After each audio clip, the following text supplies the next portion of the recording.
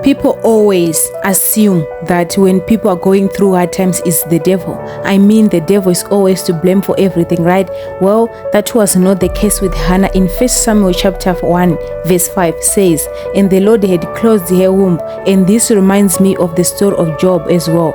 Hannah was a married woman to Elkanah, and Elkanah had two wives, Hannah and Peninah. Peninah kept on provoking Hannah. In other words, she was laughing at her, despising her, because Hannah had no kids and Peninah had 10 sons. It doesn't look like it's fair, right? Hannah and Peninah represent two Christians, the other Christian mocking and humiliating another Christian because you are giving birth and bearing fruit every year and your fellow Christian have none. That does not mean you are most loved by God. Rather, ask yourself, why is God laying them?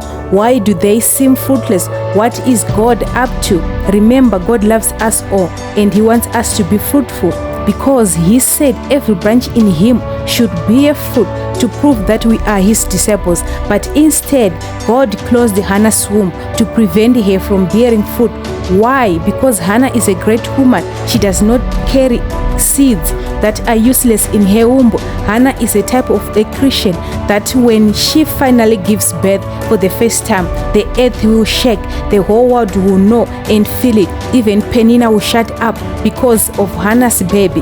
When you finally give birth, child of God, I'm talking to you who are mocked, humiliated, in pain, anguish and agony. You are being mocked because you have nothing tangible to show off what the Lord has done for you. I tell you, child of God, what God will do for you will shame and humble Peninah with her 10 sons. What God will do for you is so great that even Peninah, who was used to shame you, will say nothing against your blessing because you are giving birth to your Samuel. Yes, Hannah gave birth to Samuel, one of the greatest prophets in the Bible. Samuel anointed kings. Samuel rebuked kings.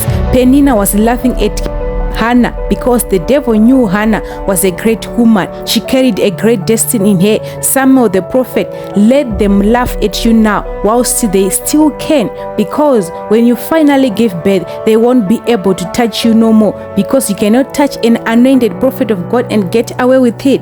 When it's time, you will not be touchable. You may feel forsaken by God now, but just know what you carry is holy, anointed, great, and it will shut the devil's mouth for good. You will anoint nations. You will anoint kings. You will rebuke kings, because something in you is greater than you, greater than kings. God is upon you. There is a reason why He closed your womb. It's for an appointed time. God will glorify you.